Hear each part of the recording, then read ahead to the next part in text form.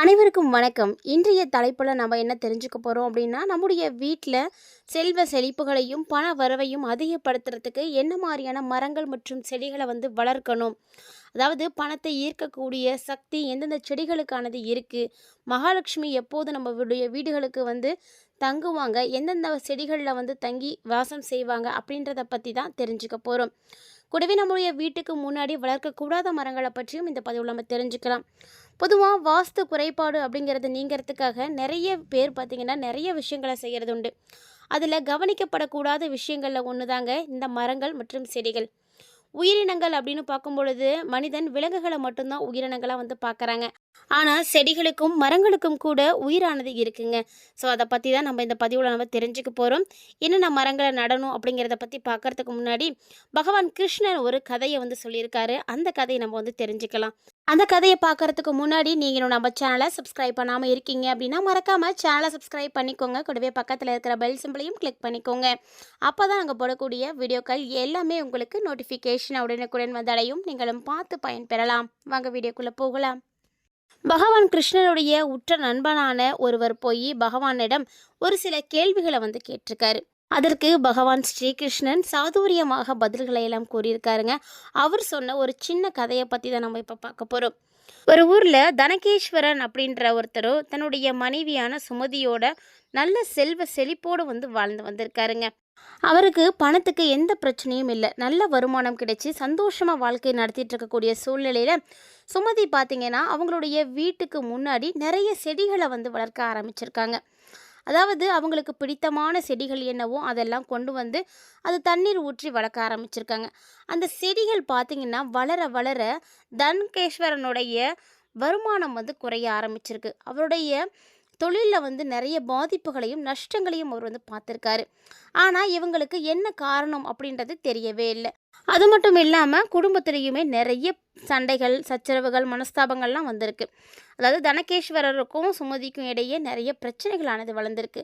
ஒரு கட்டத்தில் பார்த்திங்கன்னா தனகேஸ்வரனுடைய எல்லா சொத்துக்களுமே அழிஞ்சிடுச்சிங்க. அவருடைய வீடு மட்டும்தான் அவர் கையில் இருந்திருக்கு.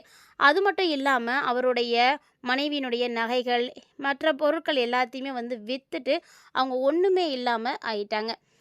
இதை மகாவிஷ்ணுவும் மகாலட்சுமி தாயாரும் பார்த்துட்டு இருந்திருக்காங்க. மகாலட்சுமி தாயார் கேட்டிருக்காங்க, தனகேஸ்வரன் தான் உங்களுடைய நல்ல பக்தனாச்சே, இந்த பக்தனை நீங்கள் காப்பாற்றக்கூடாதா? ஏன் இவரை நீங்கள் சோதிக்கிறீங்க அப்படின்லாம் கேட்டிருக்காங்க. அதுக்கு மகாவிஷ்ணு என்ன சொல்லியிருக்காருன்னா, அவரை நான் கண்டிப்பாக உரிய நேரத்தில் காப்பாற்றுவேன். அதுக்கு முன்னாடி அவருக்கு ஒரு சில சோதனைகளை நான் கொடுக்கணும் அப்படின்னு சொல்லியிருக்காரு. மகாலட்சுமி தாயாரும் அதை ஏற்றிருக்காங்க. அதாவது எது செய்வதாக இருந்தாலும் விரைவாக செய்யுங்க, அவருடைய கஷ்டங்களை பார்க்க முடியல அப்படின்னு மகாலட்சுமி தாயார் சொன்னதை கேட்ட உடனே மகாவிஷ்ணு உடனடியாக பார்த்தீங்கன்னா ஒரு துறவி வேஷம் போட்டிருக்காரு. அதாவது மகாவிஷ்ணு துறவியாக மாறி அவர் பார்த்தீங்கன்னா தனகேஸ்வரன் இருக்கக்கூடிய வீட்டுக்கு போயிருக்காரு. அவர் என்ன சொல்லியிருக்காரு அப்படின்னா, நான் ஒரு பூஜைக்கு போகணும், அங்கே போகிற வரைக்கும் எனக்கு ஓய்வு எடுக்கிறதுக்கு ஒரு இடம் வேணும். அது மட்டும் இல்லாமல் நான் சாப்பிட்டும் ரொம்ப நாள் ஆயிடுச்சு, கொஞ்சமாக எனக்கு பசிக்குது, சாப்பிடணும் அப்படின்னு கேட்டிருக்காங்க. தனகேஸ்வரனுக்கோ வீட்டில் ஒன்றுமே கிடையாதுன்னு அவருக்கு தெரியும். ஏன்னா எந்த விதமான வருமானமும் கிடையாது, செல்வமும் கிடையாது. சுமதி கிட்ட போய் எப்படியாவது இந்த துறவிக்கு நம்ம சாப்பாடு கொடுக்கணும் அப்படின்னு யோசித்து கேட்டிருக்காரு. ஸோ அவர் என்ன சொல்லியிருக்காருன்னா, வீட்டில் எதுவுமே கிடையாது, நான் வெளியில் போய் எங்கேயாவது ஏதாவது வாங்கிட்டு வரேன் அப்படின்னு சொல்லிட்டு போய் ஒரு செல்வந்தர்கிட்ட போய் கடன் கேட்டிருக்காரு.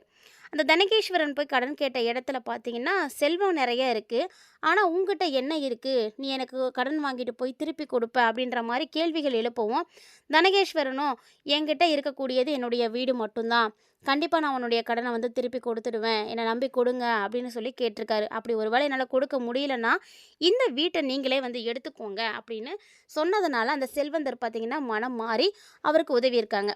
அவங்க கொடுத்த காசெல்லாம் எடுத்துகிட்டு போய் தனகேஸ்வரன் தன்னுடைய வீட்டில் இருக்கக்கூடிய துறவியினுடைய பசியை ஆற்றணும் அப்படின்னு மார்க்கெட்டில் எல்லா விதமான காய்கறிகளையும் பழங்களையும் மேலும் வீட்டுக்கு தேவையான அரிசி பருப்பு எல்லாமே வாங்கிட்டு போயிருக்காரு. ஸோ இதை கொண்டு போய் சுமதி கிட்ட கொடுத்த உடனே சுமதி என்ன பண்ணியிருக்காங்கன்னா அதை நல்லா சமைச்சு மனசார அவங்களுக்கு பரிமாறியிருக்காங்க. மகாவிஷ்ணு தான் துறவி வடிவில் வந்திருக்காங்க அப்படின்னு தனகேஸ்வரனுக்கு தெரியாது.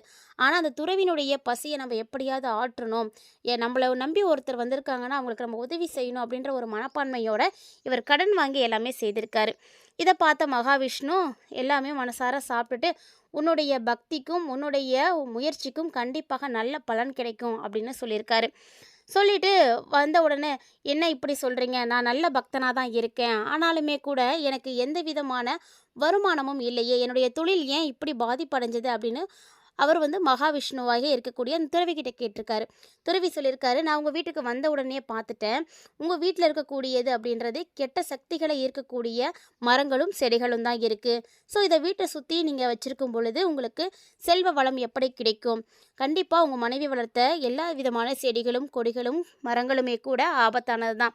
இதை எல்லாமே நீங்கள் அகற்றிட்டு செல்வத்தை ஈர்க்கக்கூடிய மரங்களையும் செடிகளையும் வளங்க அப்படின்னு சொல்லி அதை கேட்ட தனகேஸ்வரனும், எனக்கு அப்படி என்ன என் மரங்களை நடணும் அப்படின்னு தெரியாது, நீங்களே சொல்லுங்களேன் அப்படின்னு சொல்லியிருக்காங்க.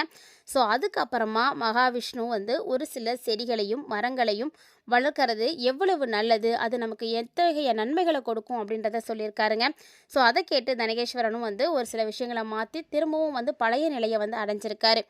இந்த கதையை தான் பகவான் கிருஷ்ணன் பார்த்தீங்கன்னா தன்னுடைய நண்பன்கிட்ட சொல்லியிருக்காரு. அப்படி அவர் சொன்ன மரங்கள் என்னென்ன, செடிகள் என்னென்ன அப்படின்றத நீங்களும் தெரிஞ்சுக்கோங்க.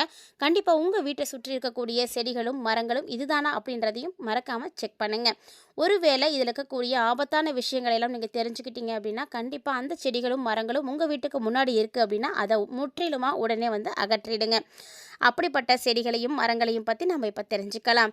ஸோ கண்டிப்பாக இந்த விஷயங்கள் எல்லாமே உங்களுக்கு ரொம்ப ரொம்ப யூஸ்ஃபுல்லாக இருக்கும்னு நினைக்கிறேன். ஸோ தொடர்ந்து பார்த்தீங்க அப்படின்னா அந்த மரங்களையும் செடிகளையும் நீங்கள் பார்த்துக்கலாம். முதல்ல நம்ம வீட்டுக்கு முன்னாடி வளர்க்கக்கூடிய செடிகளில் பார்த்திங்கன்னா செம்பருத்தி, மல்லிகை, மருதாணி இது மாதிரியான செடிகளை வளர்க்குறது ரொம்ப ரொம்ப நல்லது. ஏன்னா மகாலட்சுமி தாயாருக்கு பிடித்தமானது அது. மகாலட்சுமி வாசம் கொள்ளக்கூடிய வாசனை நிறைந்த மலர் செடிகளை நீங்கள் வைக்கிறது ரொம்ப நல்லது. அது வீட்டுக்கு செல்வத்தை ஈர்த்து கொடுக்கும், ஒரு சந்தோஷத்தை ஏற்படுத்தி கொடுக்கும், வீட்டில் மகிழ்ச்சியாக நீங்கள் இருக்க முடியும். இந்த ஒரு செடிகளெல்லாம் உங்கள் வீட்டுக்கு முன்னாடி இருக்கா அப்படின்றத மறக்காமல் பாருங்கள். அப்படி நீங்கள் அதை வளர்க்குறீங்க அப்படின்னா கண்டிப்பாக உங்கள் வீடு செல்வ செழிப்போடு தாங்க இருக்கும். அதே போல் வீட்டுக்கு முன்னாடி அரச மரம் வளர்க்கலாம். வளர்க்க வேண்டிய மரங்களில் அரச மரம் ஒன்று. வீட்டுக்கு முன்னாடியே வளர்க்க வேணால் கொஞ்சம் தூரமாக வளர்த்துக்கோங்க. ஏன்னா இந்த மரம் பார்த்திங்கன்னா வீட்டில் இருக்கிறது 1000 யாகங்கள் செய்த பலன்களை கொடுக்கும். அதாவது அரச மரம் பார்த்திங்கன்னா ஆயுளை அதிகரிக்க செய்யும். காலையில் எழுந்து குளிச்சுட்டு அரச மரத்தை சுற்றக்கூடியவர்களுக்கு நல்ல ஒரு காற்றானது கிடைக்கும். சுத்தமான ஆக்சிஜன் காற்று கிடைக்கும் பொழுது அது உடல் உறுப்புகளில் இருக்கக்கூடிய நோய்களை கூட தீர்த்து கொடுத்துரும். ஆன்மீக ரீதியாக நிறைய பரிகாரங்கள் பார்த்திங்கன்னா அரச மரத்தில் செய்ய சொல்லுவாங்க. அரச மரத்தடியில் செய்யக்கூடிய பரிகாரங்கள் அப்படியே பழிக்கும் அப்படின்றது தான் உண்மையான விஷயம். அடுத்ததாக பார்த்திங்கன்னா நெல்லி மரம். நெல்லி மரம் பார்த்திங்கன்னா மகாலட்சுமி தாயார் வாசம் செய்யக்கூடிய ஒரு மரம். மகாலட்சுமிக்கு பிடித்தமான கனிகளில் ஒன்று நெல்லிக்கனி. இந்த மரத்தை நீங்கள் வளர்க்குறதுனால உங்களுடைய ஆயுள் பார்த்திங்கன்னா அதிகரிக்க ஆரம்பிக்கும், செல்வம் பார்த்திங்கன்னா கூட ஆரம்பிக்கும். இந்த நெல்லிக்கனி பார்த்திங்கன்னா அருமருந்து, அதாவது நம்மளுடைய நோய்களை தீர்க்கக்கூடிய அத்தனை சக்தியும் இந்த நெல்லிக்கனிக்கு உண்டு. அதே போல் அசோக மரம். யார் வீட்டில் அசோக மரம் வளர்க்குறீங்களோ அந்த வீட்டில் பார்த்திங்கன்னா மகிழ்ச்சி கிடைக்கும், சந்தோஷம் இருக்கும்.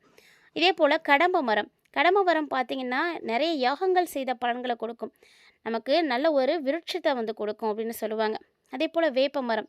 லக்ஷ்மி தாய்க்கு பிடித்தமானது அப்படின்னா வேப்பலை தாங்க. ஸோ மகாலட்சுமி தாயார் வாசம் கொள்ளக்கூடிய மரமாக வேப்ப மரமும் காணப்படுது.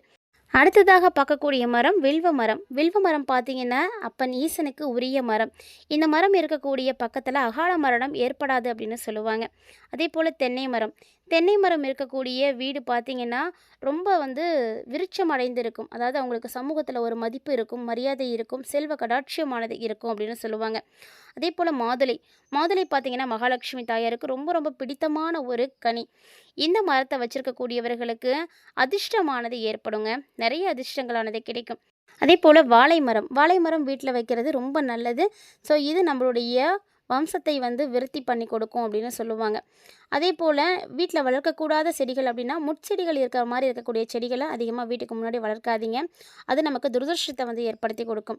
அதே போல் அத்தி மரம் வந்து வீட்டுக்கு பக்கத்தில் இருக்கக்கூடாது, கொஞ்சம் தொலைவில் தான் இருக்கணும். மேலும் பார்த்தீங்கன்னா எருக்கம் இல்லைன்னா வந்து ஒடித்தா வந்து பால் வர மாதிரி இருக்கக்கூடிய செடிகளை எல்லாம் வீட்டுக்கு முன்னாடி வந்து வளர்க்கக்கூடாது. அது எல்லாமே வந்து ஆபத்தானது தாங்க.